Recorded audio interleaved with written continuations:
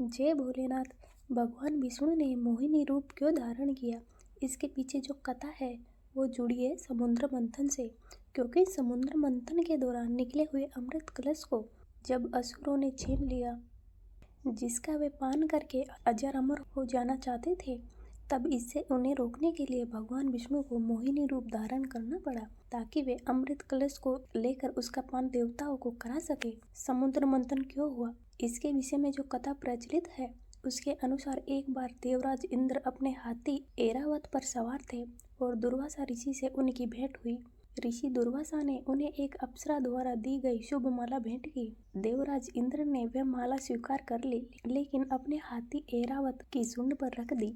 हाथी ने उस माला को जमीन पर फेंक दिया। यह देखकर ऋषि दुर्वासा क्रोधित हो गए, क्योंकि वह कोई साधारण माला नहीं थी, बल्कि सौभाग्य और धन का निवास उस माला में था।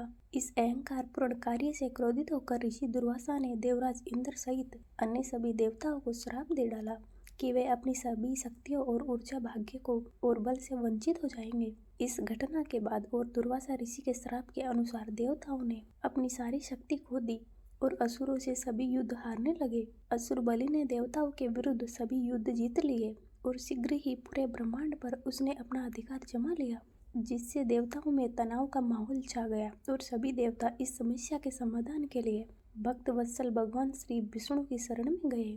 तब भगवान विष्णु ने देवताओं को सलाह दी कि क्षीर सागर, जिसे दूध का सागर भी कहा जाता है, उसकी गहराई में स्थित अमृत ही उनकी खोई हुई शक्ति और सामर्थ्य को पुनः प्रदान कर सकता है। देवताओं के लिए अकेले इतने विशाल सागर का मंथन करना असंभव था, इसलिए देवताओं ने असुरों को दूध सागर अर्थात क्षीर सागर का संयुक्त मंथन करने के लिए तैयार करने हेतु उनके साथ अमृत साझा करने का गठबंधन किया। उन्होंने असुरों से कहा कि समुद्र मंथन के दौरान जो भी अमृत निकलेगा वे उसे आपस में बांट लेंगे। कुरुमदेव द्वारा क्षीर सागर का मंथन एक विस्तृत और श्रम साध्य कार्य था। समुद्र मंथन के लिए मंदार पर्वत को मंथनी के रूप में और नागदेव वासुकी को मंथनी की रस्सी के रूप में प्रयोग किया गया। असुरों ने नाग का सिर पकड़ने की मांग की, जबकि देवताओं ने नाग की पूंछ पकड़ने पर सहमति जताई। जब मंदार पर्वत को सागर में रखा गया तो वे डूबने लगा। ये देखकर देवतागण घबरा गए। देवताओं की रक्षा करने के लिए तब भगवान विष्णु ने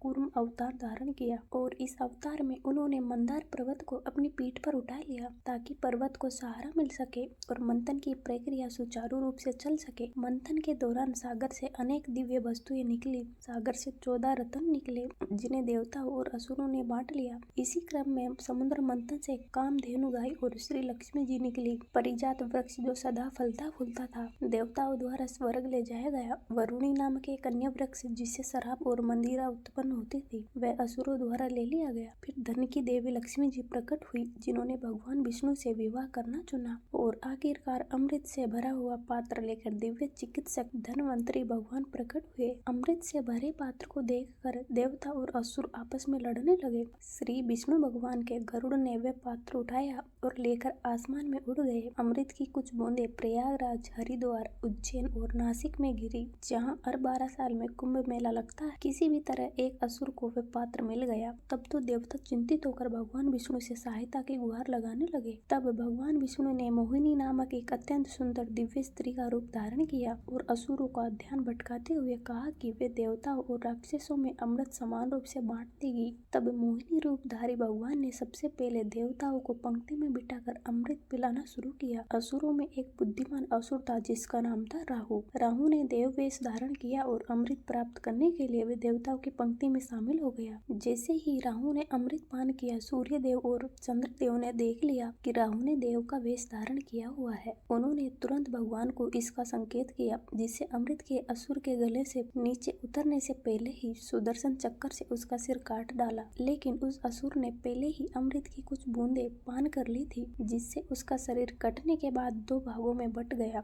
और अमर हो गया। उस दिन से असुर के सिर को राहु और उसके शरीर को केतु कहा जाने लगा। जब तक कि बाकी असुरों को यह बात पता चली कि वह सुंदर स्त्री कोई और नहीं बल्कि वास्तव में भगवान विष्णु है, तब तक अमृत देवताओं में बांट दिया गया था। पुनर्जीवित देवताओं ने युद्ध में फिर असुरों को परास्त कर अपनी महिमा और अपना साम्राज्य पुनः प्राप्त कर लिया। जिस समय भगवान विष्णु ने मोहिनी रूप धारण किया, तब सारे देवता असुर भी मोहित हो गए। यहाँ तक कि भोलेनाथ जी भी उस रूप पर रीझ गए।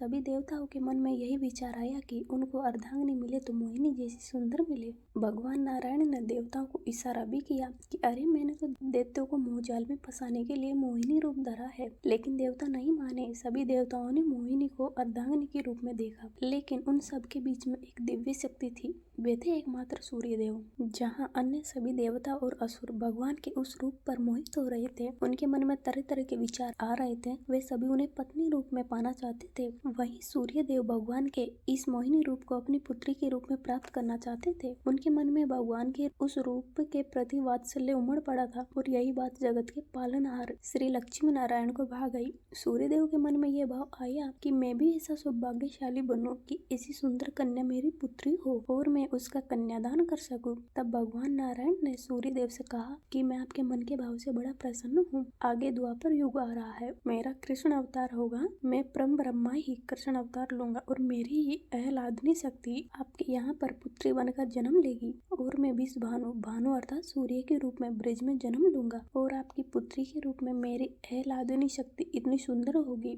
कि जिसे देखकर करोड़ों मोहिनी भी मोहित हो जाएगी। ऐसा रूप धारण करके मैं आपकी पुत्री बनकर जन्म लूंगा। इस तरह स्वयं भगवान नारायण ने किशोरी जी यानी राधा रानी के रूप में अवतार धारण किया।